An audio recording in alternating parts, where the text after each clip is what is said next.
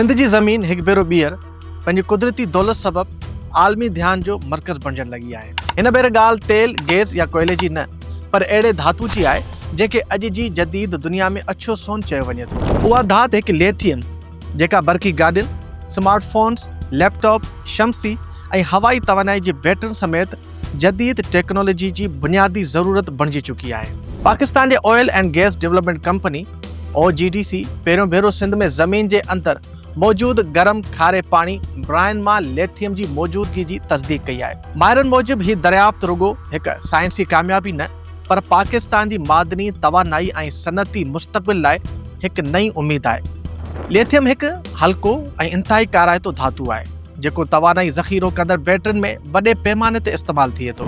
दुनिया में बरक़ी गाॾी जे वधंदड़ इस्तेमाल सबबि हिन धातु जी तलब तेज़ी सां वधी रही आहे, जंहिं करे उनखे अछो सोन तौरु सुञातो वञे थो।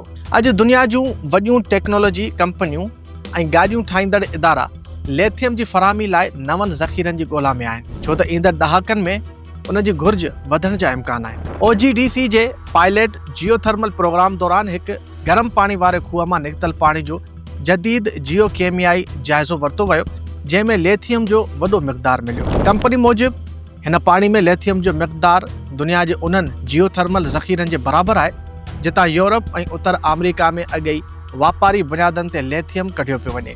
रिवायती तौरु खाणियूं खोटण में वॾी खोटाई, वधीक ख़र्च ऐं माहौलियाती नुक़सान जा ख़दशा हूंदा आहिनि, जॾहिं त जियोथर्मल ब्राइन मां जदीद टेक्नोलॉजी ज़रिए लिथियम हासिल करणु वधीक सस्तो, तेज़ ऐं माहौल दोस्त तरीक़ो सम्झो वञे थो।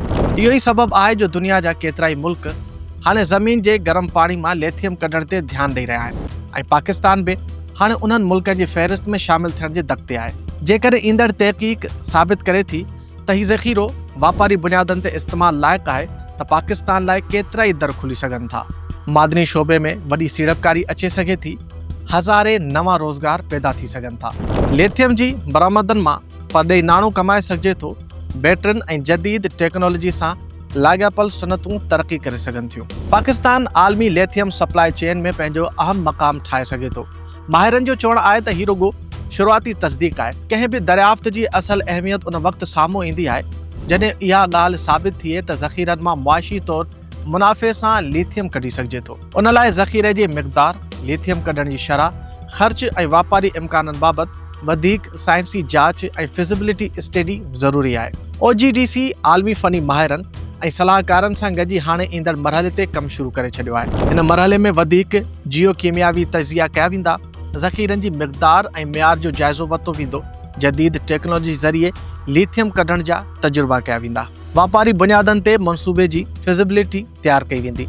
अॼु ऑस्ट्रेलिया, चिली, अर्जेंटीना ऐं चीन दुनिया जा अहम लिथियम पैदा कंदड़ मुल्क आहिनि। जेकॾहिं सिंध में मौजूदु ज़ख़ीरा मुआशी तौरु फ़ाइदेमंद साबित थियनि था त पाकिस्तान बि मुस्तक़बिल में साफ़ तवानाई वारे आलमी मईशत जो अहम हिसो बणिजी सघे थो। सिंध जी ज़मीन मां लिथियम जी शुरूआती दरियाफ़्त पाकिस्तान लाइ हिकु तारीख़ी मौक़ो थी सघे थी।